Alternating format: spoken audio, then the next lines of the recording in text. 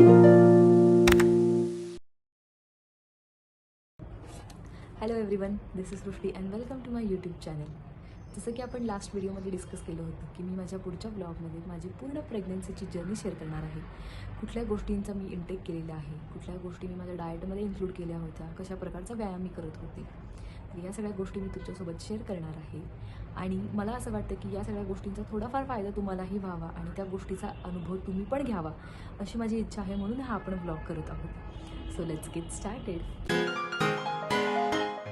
तर गर्भसंस्कार म्हणजे काय असं विचारल्यानंतर प्रत्येकालाच एक बेसिक माहिती असते की जी गर्भवती स्त्री आहे, जी प्रेग्नेंट लेडी आहे, तिने कशा प्रकारचं डाएट घेतलं पाहिजे, तिने कुठल्या गोष्टींचा डाएटमध्ये तिच्या इन्क्लूड केल्या पाहिजे, कुठल्या गोष्टी इन्क्लूड केल्या नाही पाहिजे. म्हणजे जसं की आंबा, तो प्रेग्नेंट आहे तर तू आंबा खाऊ नकोस, प्रेग्नेंट आहे तर तू पपई खाऊ नकोस, त्याच्यामध्ये खूप उष्णता आहे.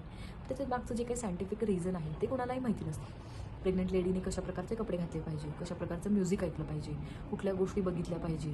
तर ह्या सगळ्या बेसिक गोष्टी आपल्याला माहिती असतात. मला असं वाटतं की गर्भसंस्कार म्हणजे या गोष्टी 3 गोष्टींवरती बेस्ड आहेत, खूप जास्त इम्पॉर्टंट आहे. पहिलं म्हणजे गर्भ आहार, कुठल्या गोष्टींचा तिने डाएटमध्ये तिच्या इन्क्लूड केलं पाहिजे, कुठल्या गोष्टी खाल्ल्या नाहीत पाहिजे. दुसरं आहे गर्भयोग, कुठल्या प्रकारचा तिने व्यायाम केला पाहिजे, कुठल्या प्रकारचे एक्सरसाइजेस केले पाहिजे. आणि तिसरं आहे गर्भसंवाद, communication with the baby in the womb is very important. So ह्या 3 गोष्टींवरती गर्भसंस्कार डिपेंड आहे. सो फर्स्ट फॅक्टर आहे गर्भ आहार, जो खूप मेजर आणि इम्पॉर्टंट रोल प्ले करतो पूर्ण प्रेग्नन्सीमध्ये प्रेग्नेंट लेडीसाठी. कारण ज्या प्रकारचं ती फूड इंटेक करते आहे, ज्या प्रकारच्या गोष्टी ती खात आहे, त्या गोष्टींचा तिच्यावरती आणि तिच्या होणाऱ्या बाळावरती खूप जास्त फरक पडू शकतो. तर मी ज्या गोष्टी फॉलो केल्या आहेत पूर्ण प्रेग्नन्सीमध्ये, ज्या प्रकारचं मी डाएट इंटेक केलेलं आहे, त्या गोष्टी मी तुमच्यासोबत शेअर करणार आहे. सगळ्यात पहिली गोष्ट जी मी करत होते ते म्हणजे सोने आणि चांदी उकळून मी पाणी आदल्या दिवशी रात्री कॉपरच्या जारमध्ये भरून ठेवत होते. तर त्याची मी 2 ग्लास पाणी सकाळी उठल्या उठल्या पीत होते. त्यानंतरनं रात्रीच बदाम आणि अंजीर मी भिजवून ठेवत होते, तर ते मी घेत होते. म्हणजे एक साधारण 3 बदाम आणि 2 अंजीर असं आदल्या दिवशी रात्रीच मी एका वाटीमध्ये भिजवून ठेवायचे आणि मग मी ते घेत होते. ते झाल्यानंतरनं मी 1 तास योगा, प्राणायाम आणि वॉकिंग करायचे. तर त्यावेळेला म्हणजे तेवढ्यापुरतं, म्हणजे 1 तास पुढचा जाईल तेवढं ते ड्रायफ्रूट बास होत होते मला 1 तास. मग 1 तास झाल्यानंतर मला परत भूक लागायची. मग मी त्यावेळेला पंचामृत घेत होते. तर पंचामृत घेण्याचे फायदे काय आहेत, तर ते एकतर पांढरं, एकतर दूध म्हणजे लिक्विड. तर ते लिक्विड म्हणजे एक दिवसभरात मी एक जवळजवळ 3.5 ते 4 लिटर लिक्विड इंटेक करायचं पूर्ण प्रयत्न करत होते. कारण की पूर्ण थ्रूआउट प्रेग्नन्सी तुम्ही लिक्विड इंटेक किती करताय हे खूप जास्त महत्त्वाचं आहे. कारण बाळाच्या मुवमेंट्स, बाळाला जे काही हालचालीला मुवमेंट्स त्यात जागा मिळते, तर ते फक्त पाण्यामुळे मिळते आणि लिक्विडमुळे मिळते. तर मी पूर्ण प्रेग्नन्सीमध्ये खूप जास्त लिक्विड इंटेक केलं आहे. म्हणजे नारळ पाणी असू दे, त्यानंतरनं दूध असू दे, त्यानंतरनं ताक असू देत, सूप्स असू दे, डाळी असू देत, या सगळ्या गोष्टींचा मी खूप जास्त समावेश केला होता माझ्या डाएटमध्ये.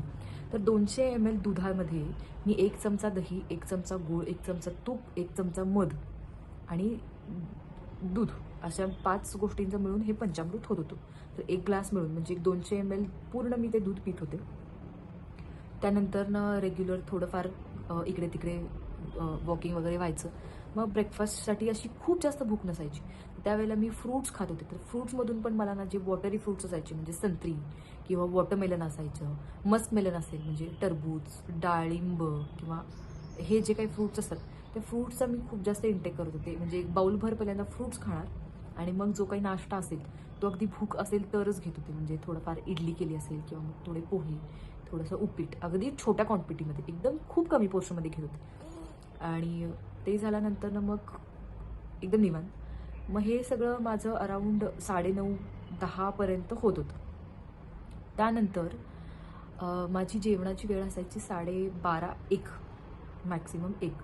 तर त्याच्या आधी मी 1.5 लिटर लिंबू मध पाणी असं करून ठेवत होते एका जारमध्ये. तर लिंबू मध पाणी कशासाठी, तर ते एक अँटीऑक्सिडंट ड्रिंक म्हणून यूज केलं जातं लिंबू. तर त्याच्यामुळे आजारी पडत नाही, पूर्ण प्रेग्नन्सीमध्ये आजारी पडत नाही. त्यानंतरनं बेबीला पण ते खूप जास्त हेल्पफुल आहे. आणि मी जसं की सांगितलं की मी पूर्ण थ्रूआउट द डे 4 लिटर तरी पाणी लिक्विड इंटेक घेत होते. त्याच्यामध्ये 1.5 लिटरचा हा भाग हाच असायचा, लिंबू मध पाणी. त्याचे फायदे पण होते, त्यामुळे पण मी घेत होते. आणि उन्हाळा असल्यानंतर तर लिंबू हायड्रेशनसाठी खूप जास्त हेल्प करतो. लिंबू मध पाणी मी घेत होते. त्यानंतर अगदीच भूक लागली तर मग एखादा ड्रायफ्रूटचा लाडू किंवा मग खजूर किंवा मग मधल्या वेळेमध्ये म्हणजे जेवणाच्या आधी मग सीड्स घेत होते. मग ते पंपकिन सीड्स असू दे, सनफ्लावर सीड्स असू दे, ते सीड्स मी एक थोडेफार नट्स म्हणजे बदाम असू दे किंवा शेंगदाणे असू देत 4, तर ते खात होते मी भूक लागली तरच. नाहीतर मग डायरेक्ट लंच. तर लंचमध्ये पण आधी मी पूर्ण अख्खा बाऊल एक फुल सॅलडमध्ये काकडी, गाजर, कोबी, त्यानंतर बीट, ह्या 4 गोष्टी कंपल्सरी असायच्या, कंपल्सरी. तर पूर्ण बाऊल एक पहिल्यांदा मी सॅलड फिनिश करत होते. त्याच्यानंतर एक चपाती, एक बाऊल डाळ आणि एक बाऊल पालेभाजी कुठलीही.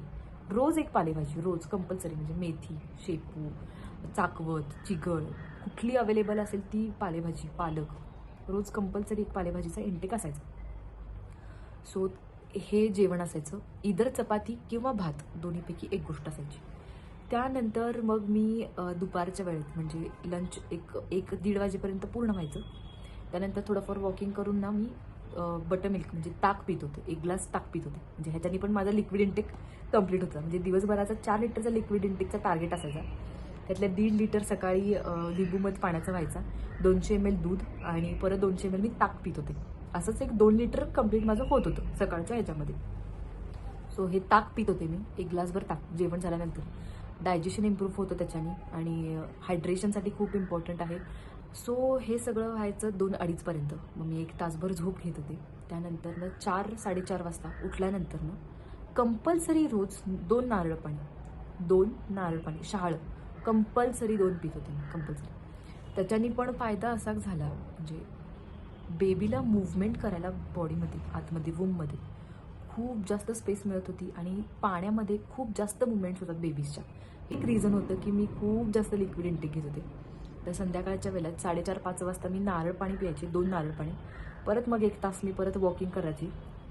वॉकिंग झाल्यानंतर मग मला थोडीशी भूक लागायची. मग त्यावेळेला मी एखादा लाडू किंवा मग चिरमुऱ्याचा चिवडा असेल किंवा लाडू असेल एखादा किंवा मग काही पण असंच थोडंफार छोटं स्नॅक्स मी खात होते, अगदी छोटंसं स्नॅक्स. आणि मग ह्याच्यामध्ये मग मी कधीतरी वडापाव किंवा दाबेली खाल्ली, असं कधी होत नव्हतं. काहीतरी मग एखादं फ्रूट खात होते किंवा एखादा सफरचंद खा किंवा थोडंसं मुरमुऱ्याचा चिवडा खा किंवा मक्याचा चिवडा खा, थोडंफार घेत होते. सो हे सगळं इव्हनिंगपर्यंत कंप्लीट होत होतं. त्याच्यानंतर डिनर. तर डिनरमध्ये पण सेम 1 बाउल फर्स्ट पूर्ण सॅलड, कंप्लीट सॅलड म्हणजे 1 बाउल फुल सॅलड आणि सूप कंपल्सरी असायचं. संध्याकाळच्या डिनरमध्ये कंपल्सरी सूप असायचं. त्याच्याने पण माझा लिक्विड इंटेक कंप्लीट व्हायचा. 4 लिटर म्हणजे माझा लिक्विड इंटेक असा खूप इझिली कंप्लीट व्हायचा. म्हणजे पहिलं 200 ml दूध, त्यानंतर 1.5 लिटर लिंबू मध पाणी, त्यानंतर 200 ml बटरमिल्क ताक, त्यानंतर परत 200 ml मी हे घेत होते नारळ पाणी, 2 ग्लास होत होते. आणि मध्ये पाणी तर जातच होतं, पाणी जायचं. म्हणजे जे काही असेल ते 1 बाउल सूप कंपल्सरी आणि 1 बाउल सॅलड आणि मग थोडासा राईस आणि कुठलीही भाजी किंवा वरण असं असायचं. आणि मग रात्री झोपताना पण मी परत दूध घेत होते. मला माझ्या डायटिशियननी सजेस्ट केलं होतं की शतावरी घे, पण शतावरी मला खूप जास्त स्वीट वाटायचं, त्यामुळे मी शतावरी कधीच घेतलं नाही. पण मी रेकमेंड करेल की तुम्ही सगळेजण घ्या, कारण की त्याला लॅक्टेशनमध्ये खूप जास्त हेल्प होते. म्हणजे पोस्टपार्टममध्ये म्हणजे प्रेग्नेन्सी झाल्यानंतर जेव्हा आपण दूध बाळाला देतो त्यावेळेला शतावरीचा खूप जास्ती फायदा होतो. तुम्ही घ्या, मी घेतलं नव्हतं पण तुम्ही नक्की घ्या. आणि मग अराउंड 10-10:30 पर्यंत आम्ही झोपी जायचो. ह्या सगळ्यामध्ये कंपल्सरी ज्या गोष्टी होत्या त्या म्हणजे लिक्विड इंटेक पूर्ण दिवसभराचं 4 लिटर लिक्विड इंटेक कंपल्सरी होतं. 2 बाउल सॅलड कंपल्सरी रोजचे. फ्रूट प्लॅटर, रोजचं फ्रूट, रोज कुठले जे काही फ्रूट्स असतील रोज फ्रूट्स, म्हणजे एक जवळजवळ 5 ते 6 फ्रूट्स मी दिवसभरात खात होते. फ्रूट्स असायचे कंपल्सरी. लिंबू मध पाणी कंपल्सरी असायचं. पालेभाजी रोजच्या जेवणामध्ये कंपल्सरी. आणि कुठल्याही प्रकारचं सूप रोज डाएटमध्ये, रोज डिनरमध्ये सूप, रोज. म्हणजे ते पालक असू दे सूप, ब्रोकोली सूप असू दे, त्यानंतर मिक्स डाळींचं सूप असू दे, त्यानंतर टोमॅटो सूप असू दे, स्वीटकॉर्न सूप, अशा प्रत्येक प्रकारचे रोज एक प्रकारचे मी सूप घेत होते. आणि सीड्स, मेन म्हणजे सीड्सचा पण मी खूप जास्त उपयोग केला आहे. सो असं डाएट असायचं. शुगर इंटेक माझं व्हायचं थोडं म्हणजे लाडूमध्ये होत होतं किंवा मग कधीतरी जेवणामध्ये तेच तेच खाऊन कंटाळा आला तर मग मी काहीतरी वेगळं म्हणजे शिरा करून द्यायच्या माझ्या सासूबाई मला. तर अशा प्रकारे मग मी इंटेक होत होतो शुगरचं. पण खूप कमी इंटेक करा शुगरचं असं डॉक्टर पण कन्सल्ट करतात, कारण की डायबिटीज व्हायचे चान्सेस असतात प्रेग्नन्सीमध्ये, थायरॉईड होण्याचे चान्सेस असतात खूप जास्त प्रेग्नन्सीमध्ये. तर त्याच्यामुळे अशा प्रकारचं मी डाएट ठेवत होते. खूप क्लीन डाएट होतं आणि मी होम बेस्ड फूड जास्ती इंटेक केलेलं आहे. बाहेर गेलो तर कधीतरी ऑफकोर्स खाणं होतच होतं बाहेरचं. मी नाही खाल्लं पूर्ण प्रेग्नन्सीमध्ये असं नाही आहे. मी खूप जास्त अवॉइड केलं. म्हणजे ज्या वेळेला आम्ही डिनरला वगैरे जायचो, तर मी घरात आधी ऑलरेडी मग सॅलेड खाऊन बसायची किंवा घरात थोडंफार खायचं, म्हणजे बाहेरचं थोडं कमी इंटेक होईल याच्या दृष्टिकोनातून मी घरातच थोडं जास्त खाऊन जात होते. सो अशा प्रकारे तुम्ही पण डाएट घेऊ शकता. पालेभाजी कंपल्सरी खावा, त्यानंतर सॅलेड्स खावा, स्प्राउट्स खावा, त्यानंतर वेगवेगळ्या प्रकारचे स्प्राउट्सचं सॅलेड होतं ते तुम्ही ट्राय करू शकता. सूप्स घ्या आणि लिक्विड इंटेक भरपूर ठेवा, जेणेकरून बाळाला खूप जास्ती हेल्प होतो मुवमेंट्स करायला आपल्या पोटामध्ये. आणि अजून एक गोष्ट मला सांगावीशी वाटते ती म्हणजे पालेभाज्या आणि पंचामृत. तर पंचामृताने ना आपल्याला डायलेशनमध्ये हेल्प होते. जी आपली वजायना आहे तर ती स्मूदनिंगसाठी खूप जास्त हेल्प होते. त्यानंतरनं प्रेग्नन्सीमध्ये खूप जास्त कॉन्स्टिपेशन होतं. तर कॉन्स्टिपेशन होत नाही कशामुळे, तर पंचामृतामुळे, दुधामुळे, पंचामृतामुळे. कधीही मला आजपर्यंत आठवत नाही आहे की पूर्ण 9 महिन्यांमध्ये मला कधीही कॉन्स्टिपेशन झालेलं आहे.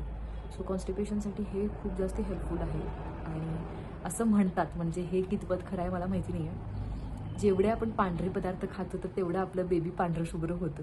तर I don't believe this shit. पण ठीक आहे, म्हणजे प्रेग्नन्सीमध्ये मी पण खाल्ले, म्हणजे पांढरे पदार्थ खूप खाल्लेत, म्हणजे इडली, डोसा, फर्मेंटेड फूड्स तुम्ही इंटेक करू शकता. ह्याच्यामध्ये खूप जास्त हेल्दी आहे ती पण. ऑइली, फ्राईड, त्यानंतर जंक फूड, प्रिझर्वेटिव्ह फूड हे पूर्णपणे अवॉइड करा. त्याचा इम्पॅक्ट तुमच्या बाळावर आणि तुमच्या बाळाच्या फ्युचरसाठी पण होऊ शकतो. सो ते खूप जास्ती अवॉइड करा. आणि ह्या सगळ्या गोष्टी मी फॉलो केलेल्या आहेत. तर आणि ह्या सगळ्या गोष्टींचा खूप जास्ती फायदा पण झालेला आहे. सो तुम्ही पण या गोष्टी फॉलो करा. तर आय होप तुम्हाला हा व्हिडिओ आवडला असेल. आणि ह्याचा जर का सेकंड पार्ट तुम्हाला बघायचा असेल तर प्लीज मला कॉमेंट्समधून सांगा. आणि thank you for watching and see you in the next video. Till then please like and subscribe to my channel. Thank you.